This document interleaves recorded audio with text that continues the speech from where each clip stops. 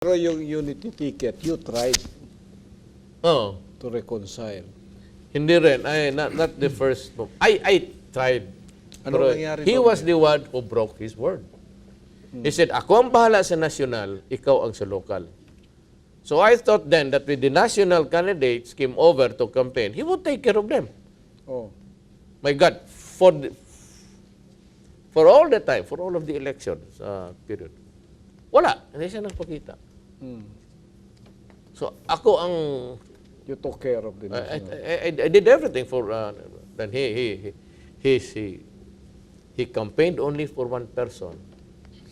Not really, but he wanted yung party list niya na manalo because he wanted Carlo to get a seat sa Congress through dito sa party list. I forgot the name of his Kalahi. Kalahi ng ano. Kalahi. You mentioned, you dropped the name of Mabel.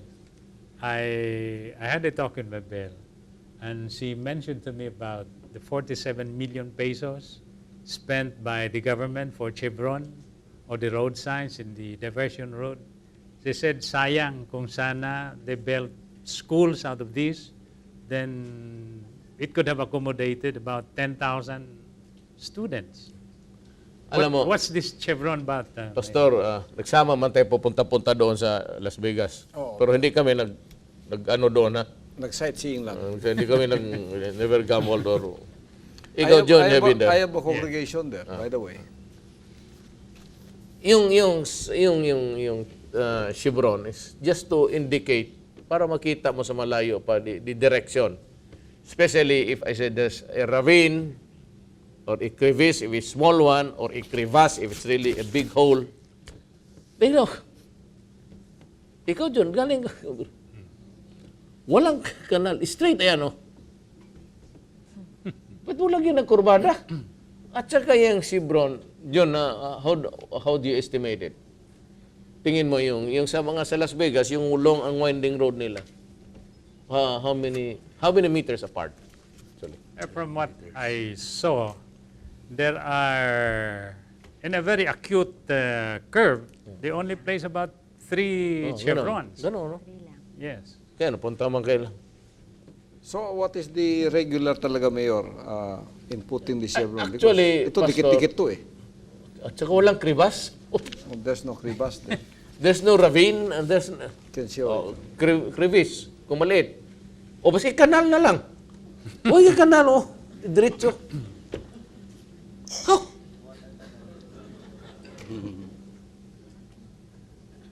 So ito yung premature. Magliko ka na, ngayon na mag-aro. Pado kasi mong tagbuan. He got kanya yan. Yung signages hanggang Cotabato City. So why is the kettle calling the pot black? Yan, wag na lang yan. Ay, ako, yung Rizal Park ko, makikita ninyo. 911 ko, kung, you can have a heart attack. If you pretend to have one, you can call 911. Punta ka sa ospital. Pero ang ospital niyan, diretso yan sa government hospital, DMC. Kasi alam mo na, minsan yung hingi na. Tapos kung gusto magpa-transfer mo sa private, basta lilibrehin ka muna. If it's a life-threatening situation. By the way, I got a copy of the law renaming Davao Medical Center to Southern Philippines. Ini ba? Southern Philippines Hospital or something. Idiots. Hindi na Davao Medical Center. Kaganda sana ng Davao Medical Center, di ba? Oh. Yeah. Diba, the name itself gives you an impression of an imposing Who changed it, Congress? Congress. So Southern Philippines na. Southern Philippines. Para bang Southern Philippines separatist problem? Pagka na lang talaga itong... Thank you, Dali Mayor. na, ito na itong tugutok Congress. Kung wala na silang gagawin, kung wala nang silang trabaho, yan ang daginot eh. If they do not find any more thing to do, they will do anything. Mayor, we will continue. This is another text here. Maayong gabi, Pastor. Pastor, nakahisgot ka nga ginaparade ang kingdom. Girade na si Samioy, si Bangayan, si Yap. Ikaw, Pastor, wala pa? Kisa may imong huna-huna nga nagpasiugdaan nga raid. Aning mga Wala raid. pa, pero welcome man sila musulod dire. Pero gingon ni Presidente, kung may CID di daw musulod dire, makiksulti usa sila ni Kwan, Secretary Puno. Kasi nagpasiyog da. Dungudulan ako si Matiliano daw ang nagkunan na. Nagpasiyog da. Pero amot kisa pwede sugo ni Matiliano. Kasi karakter. He's running now for mayor sa city mayor sa Puerto Princesa. Nya matingala ko Ay, Col nganong Hagidor. nganong mayor hasta ko iapil og grade. Kaya ako matingala kay nada ko'y private army. Open book man na among kinabuhi diri sa kingdom. Pagalagad man ni sa Ginoo. If we have guards, it's just to protect us. Not to do anything but to protect the assets of the kingdom. Just enough warm bodies to Yes. protect the property and Basig na may tabo mo yun sila nga nagsalig bang ko ng Ginoo niya wa nay kwan. Whether you go what side, naagin sila ikasulti pero andin ako masabtan nganong hasta ko yapilog like Samioy, Bangayan and Yap. Boboy. Boboy sa, but Boboy, tinga kong Boboy because Boboy Bangayan, he's the biggest copra exporter. So, ang i-raid nila, mangita sila copra nga in-import nga smuggled. Yung Boboy, ba't ako mag-isbago? Nag-i-export ka ako. And Pas G said that this is an illegal raid because they were never authorized to do it. Actually, it was Matiliano. So, ang the funny thing is, tinanong ko si Bebot Dizon, so bakit ito ginagawa ninyo? Pati ba ako gusto niya? Because ang lisensya ko, ganun kakapal yan. But for good measure, talaga nililisensyahan ko lahat ng baril ko. Alam mo na, politics and all. Sabi niya, tinanong-tanong niya, si Patiliano daw, hindi talaga member ng PASG. Sabi ko, I thought he was the appointed chieftain dito sa PASG for Mindanao. Hindi daw. Then we asked from Villar, yung PASG talaga presidential head ng task force. Sabi niya, hindi. Idemanda ninyo yan. Sabi rin yung people, idemanda mo. Sabi ko rin doon sa kanila, sige, demanda ninyo. Sabi niya, huwag na lang. Magulo na. But yung inutosan niya, nakausap ko talaga. Sabi talaga niya, Matiliano. Yun yung nakaaway ko dito na regional commander. So, wala talaga akong kalaban na never had any quarrel with anybody. I've always looked upon the officers of sa police patrol with the highest esteem. Yun lang si Matiliano.